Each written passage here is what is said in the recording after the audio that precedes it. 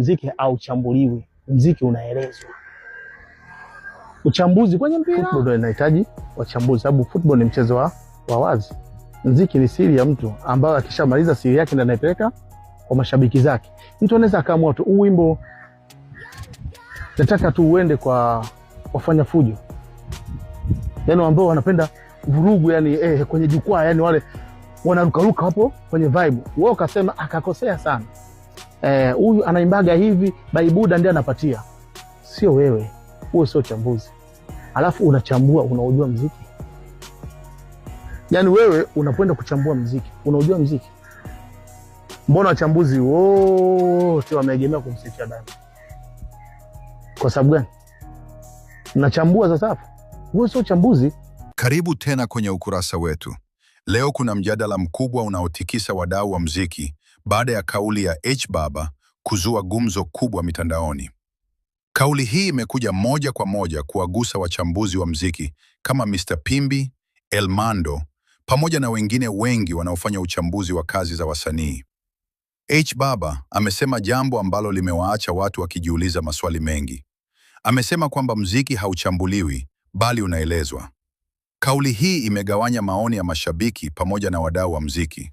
Lakini swali kubwa ni hili: H-Baba anamaanisha nini hasa? Wapo wanaosema kwamba mziki ni sanaa ambayo kila mtu anaipokea kwa hisia tofauti. Kitu kinachokuvutia wewe kinaweza kisiwe na maana kubwa kwa mtu mwingine. Kwa hiyo kwa mtazamo huo, huwezi kukaa na kusema kwamba huu mziki ni mbaya au mzuri kwa kutumia vigezo vya mtu mmoja tu. Lakini upande mwingine wa wachambuzi unasema mziki unaweza kuchambuliwa kwa sababu kuna vitu vya kuangalia kama ubora wa sauti, ujumbe wa wimbo, mpangilio wa beats, uwezo wa msanii na hata namna kazi ilivyowasilishwa kwa mashabiki.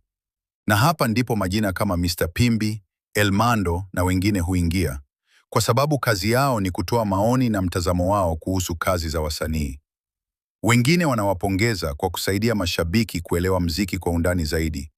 Lakini pia wapo wanaodai kuwa wakati mwingine wachambuzi wanaweza kuwa na upendeleo au kutoa maoni yanayozua mabishano. Sasa baada ya kauli ya H-Baba, swali limebaki kwa mashabiki. Je, unaamini mziki unachambuliwa au unaelezwa tu? Je, wachambuzi wa mziki wana mchango mkubwa kwenye tasnia au wanaongeza tu mijadala isiyoisha?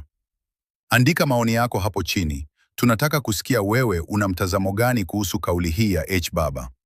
Na kama umefurahia video hii, usisahau kulike video hii, kucomment na kusubscribe kwenye channel ili uendelee kupata habari zote za moto kuhusu mziki na burudani. Asante sana.